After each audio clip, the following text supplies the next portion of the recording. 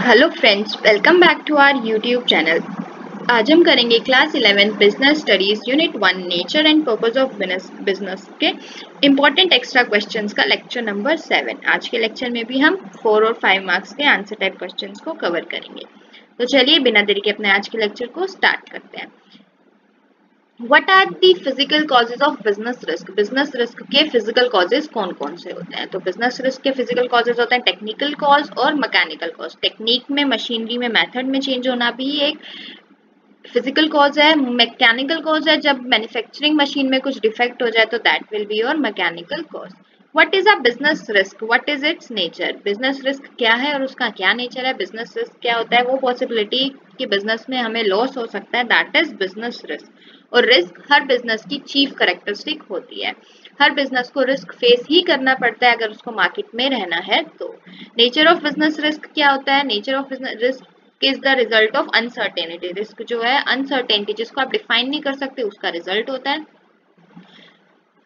Uncertainties can be human uncertainty, business uncertainty, natural uncertainty। कोई भी uncertainty हो सकती है। लोग स्ट्राइक पे चले गए, चोरी हो गई, डिमांड सप्लाई में चेंज हो गया, अर्थक्वेक आ गया, कोई पेंडेमिक आ गया, तो ये क्या है? रिस्क है। आप इसको कुछ नहीं, इसको डिफाइन ही नहीं कर सकते हो।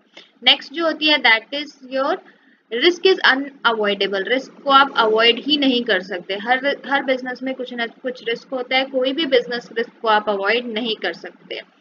Degree of risk varies with the size and nature of business. जितना ज्यादा बड़ा बिजनेस होगा उतना ही ज्यादा आपको रिस्क लेना पड़ेगा। तो nature and size of business impact your degree of risk.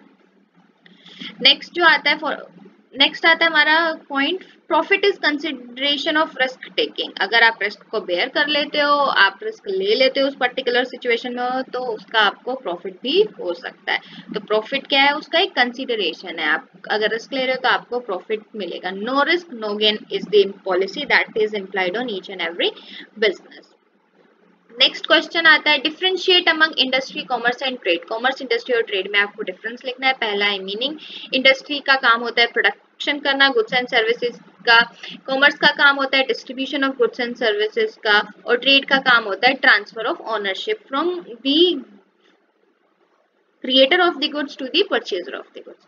Utility क्या होता है? इंडस्ट्री फॉर्म यूटिलिटी करती है क्योंकि वो रॉ मटेरियल को फिनिश गुड में बनाती है। वहीं जो कॉमर्स है वो प्लेस टाइम यूटिलिटी क्रिएट करती है, राइट टाइम पे, राइट प्लेस पे, राइट पर्सन के पास प्रोडक्ट पहुंचा के। और ट्रेड जो है वो पोजेशन यूटिलिटी की, अभी तक वो मार्केट में है तो जिसने नहीं खरीदा, शॉपकीपर की पोजेशन में है। वहीं जब कंज्यूमर ने इसको खरीद लिया तो वो क्या हो गया? पोजेशन कंज्यूमर के पास चले गया, ओनरशिप कंज्यूमर की हो गई।